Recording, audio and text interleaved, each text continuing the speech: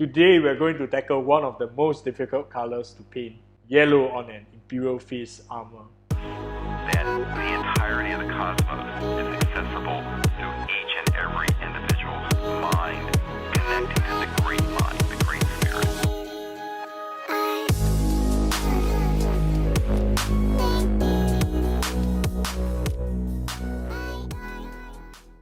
Welcome back to the channel, collectors. So in today's video, I'll be sharing with you guys my method of painting yellow, which is, in my opinion, one of the hardest colors to paint. Yellow is a really tough color to paint because it exists on just another dimension. You add too much of red, it becomes orange. You add too much of white and it becomes sort of like a bone color. And because of its value, you can't really use black to shade it down, can't really use all the darker colors to shade it down, and it exists in a point where every color that you use doesn't seem to work. Let me share with you in this video how we're going to go around it and make your yellow painting life a lot less painful, alright? This video is part of a greater series of video where I paint up a Leviathan Dreadnought from Forge World to a display level, and you should check out the rest of the videos, links will be in the description. Okay, so I'll be using the overbrush method extensively in this video also, so if you're not sure what the overbrush method is, you should check out the overbrush video in the description. So with all the admin stuff done, let us begin. So if you're ready to paint the most painful color ever, these are the colors that you will need. Deceptively, there are not many colors used, but this is really going to be one of the more challenging colors that we are going to be painting. So first and foremost, what I'm doing here is I'm just stippling and overbrushing Chimera Magenta over the entire surface.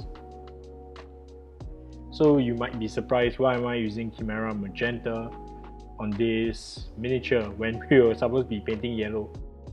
Let me share with you a little bit. The process which I paint yellow, it's gonna be doing some underpainting and then eventually I'll be ending off with a glaze. So what you can see right here is that I'm creating an underlayer right here. Okay, so with this underlayer done, we're going to start creating and managing some of the values. So for the initial highlight, what I've done is I've done a mix of Vallejo model German Camo Beige mixed in with a little bit of Chimera Magenta.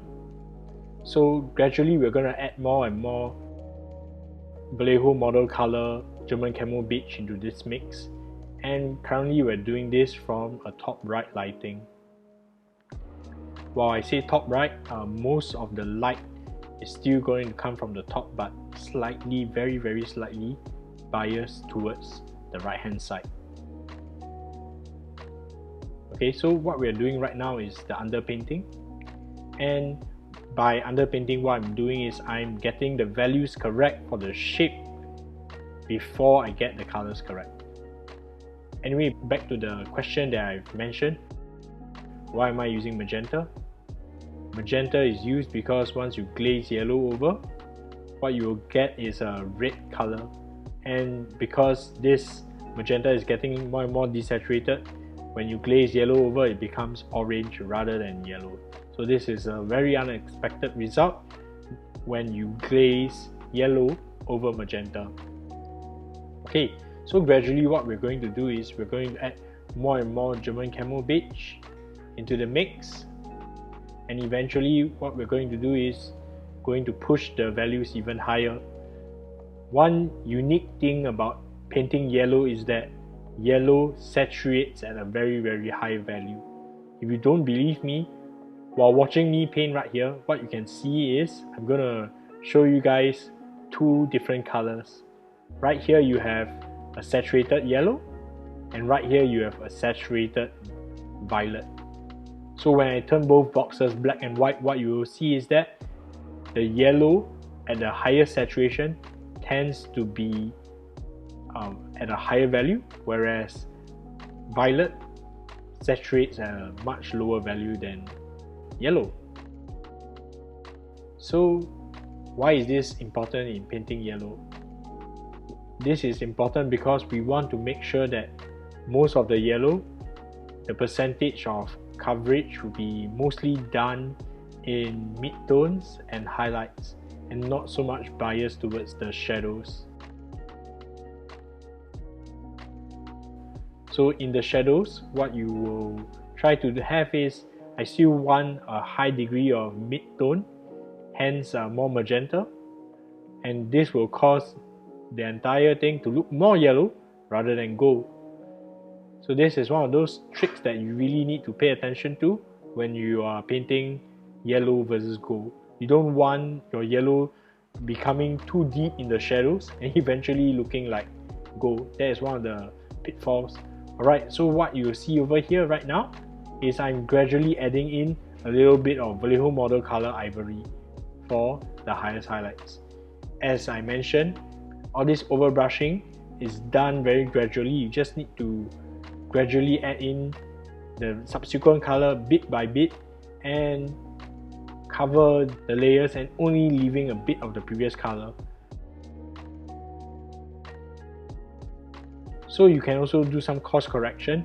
Right here I've seen that the middle area has a bit too deep of a shadow. That means the value is too low. So what I'm doing here is that I'm just going over the entire surface once more with the current color, just to make sure that the highlights are not too contrasted for the top. Because let's be frank, on the top surface of this Dreadnought, you would expect more light to be on it versus any other horizontal surface. So why would the value of this top surface be any lower than these other surfaces? Hence that's why I did some course correction and I've evened out the values and not place so much shape on the top. Okay, right here what we're doing is we're adding even more Vallejo model color ivory and gradually, very gradually pushing up the highlights.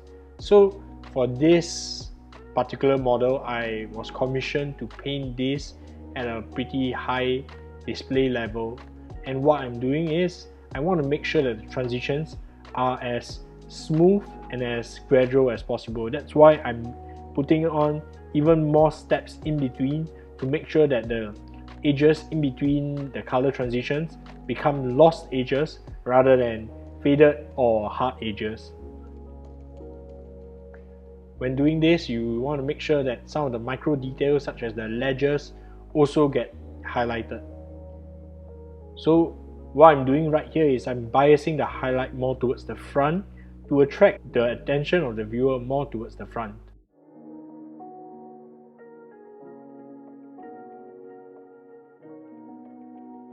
So remember, when painting the miniature, don't forget about the back, and always apply the key rules for non-metallic metal.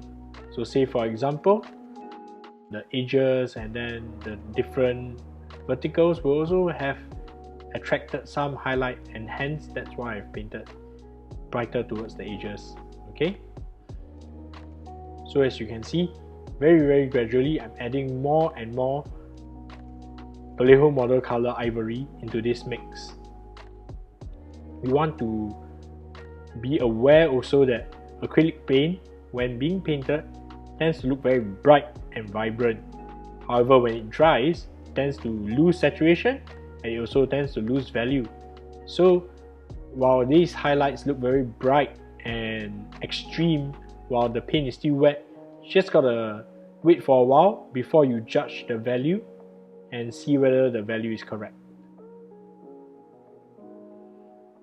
Right here you can see me not being super neat. I have some of the paint leaking over the edges, and you need to try to be a little bit neat.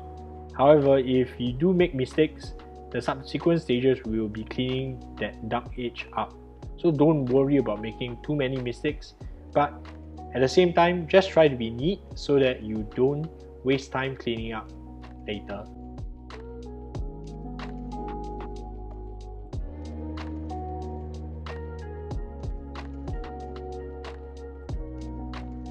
So right here what you are seeing is that I am really trying to make sure that the transitions are smooth.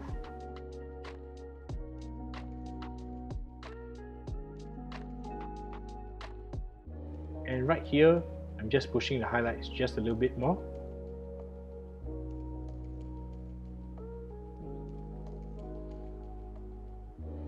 And if you're still watching until here, thanks for watching until here. It's a good time now to give a like and subscribe if you haven't, and if you found this useful. If you haven't found this useful yet, but of course you are here to paint yellow, and we are not done yet.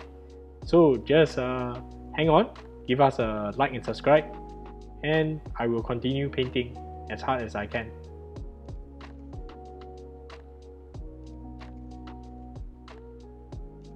So the color that we are using right now is almost pure Vallejo model color ivory. Just pushing on some of the highlights to make this a little bit more extreme.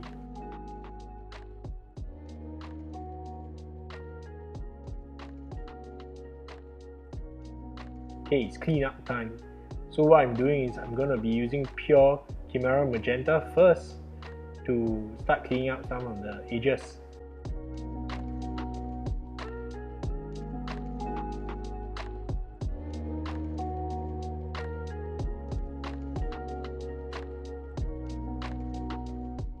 So as you can see, don't really need to be super neat. However, if you are very neat, you can save a lot of time cleaning up here, which is what I should have done. So taking this Chimera paint down with just water, I'm just creating a feathered edge with the already existing magenta, and this will serve just fine. Just feathering out the edge so that there isn't a very harsh delineation between this and the previous color.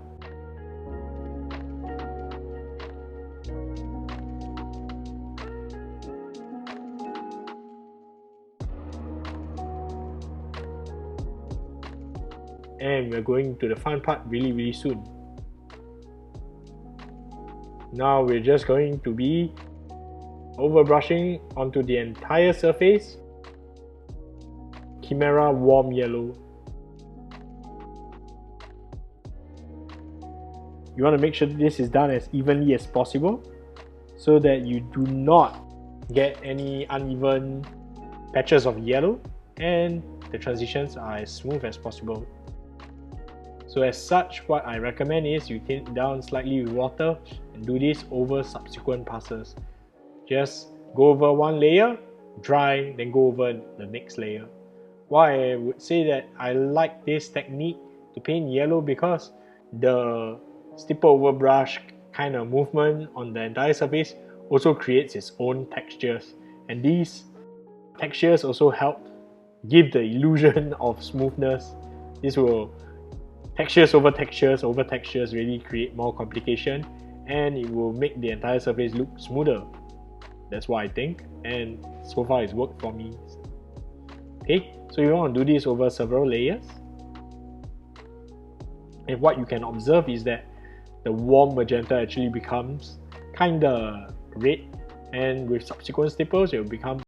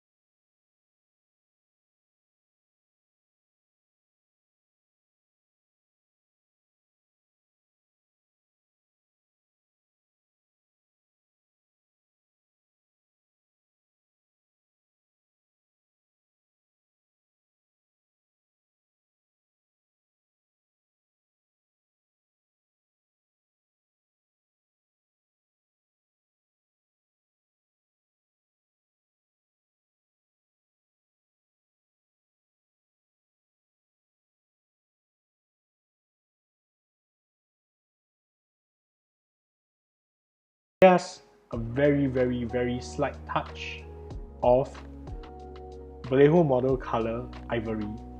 So we're working on the very highest highlights now, and this is the result. Okay, so right here what I'm doing is I'm trying to smooth out some of the transitions. What I'm doing here is that I'm glazing over the surface with Games Workshop Cassandra Yellow. Not sure whether Games Workshop still has Cassandra Yellow, but yeah, this is the shade by Games Workshop, and I'm shading it down to have the lines look a lot more sharp. So this is usually the part of my process where I've built up the highlights and the colors well, and I'm doing just big messy washes. And now right here what I'm doing is I'm mixing a 50-50% of cool yellow from Chimera with Vallejo model color ivory. And right now what I'm doing is that I'm trying to create this speckle effect on the highest highlights. So this is to emulate the reflective mica particles in metallic paint to give the viewer the illusion that this is actually metallic in nature, whereas this is in real life it's just non-metallic metal yellow. So if you are just painting just any ordinary yellow surface, I believe that you could have just stopped in the previous stage where I did the Cassandra yellow. However, if you are doing non-metallic metal yellow right here, we really need to push the highlights even further from what has been done before. So I'm also paying attention to some of the edges, doing a bit of like this catching of the edges using a dry brush like motion to create a fake edge highlight.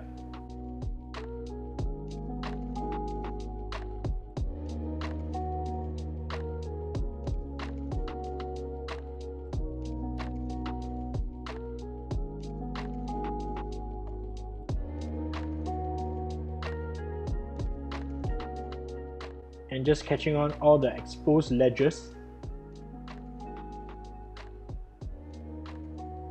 Just doing this very lightly.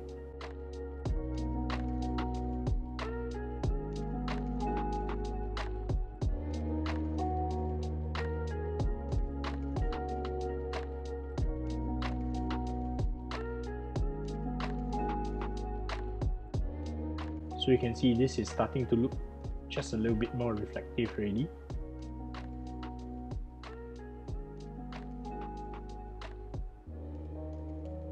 And I'm going to be smudging some of the transitions so that it's a bit more smooth. And right now I'm using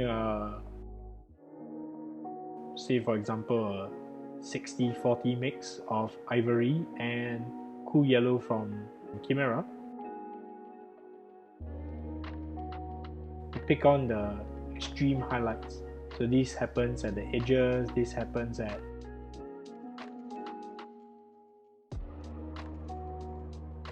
the areas where there's a bit of glint, like here. What I'm creating is I'm creating a glint right there, and all the sharp edges or the corners, these are the areas that you should be focusing on.